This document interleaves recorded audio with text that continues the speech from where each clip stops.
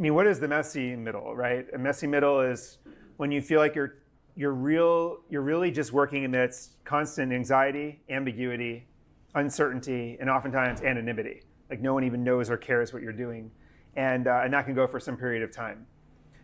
There's all sorts of hacks, I think, through the messy middle.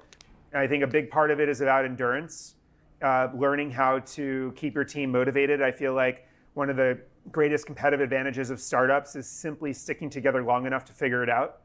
How do you keep a team together long enough to figure it out?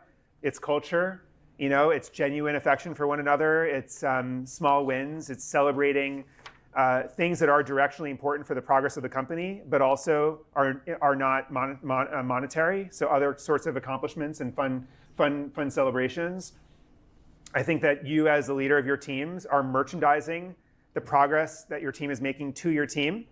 Recognize that without your voice telling this story that people are on, it's almost like your team is in the back seat with the windows blacked out, driving cross country. And you have no idea if you're sitting in traffic on the Brooklyn Bridge or if you're actually like making progress in your journey.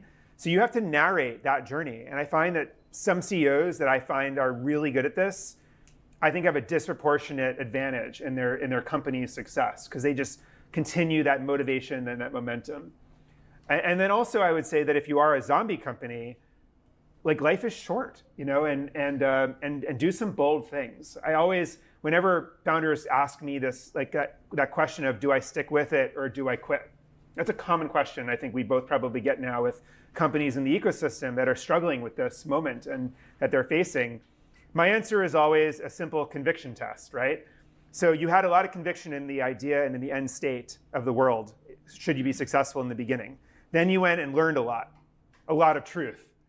From what you've learned, have you gained or lost conviction? If you have gained conviction, but you're still struggling and you're still in the messy middle, it's par for the course. Like do all the tricks I just shared and more and figure it out. But if you've lost conviction, there's just no pride in continuing. Quit.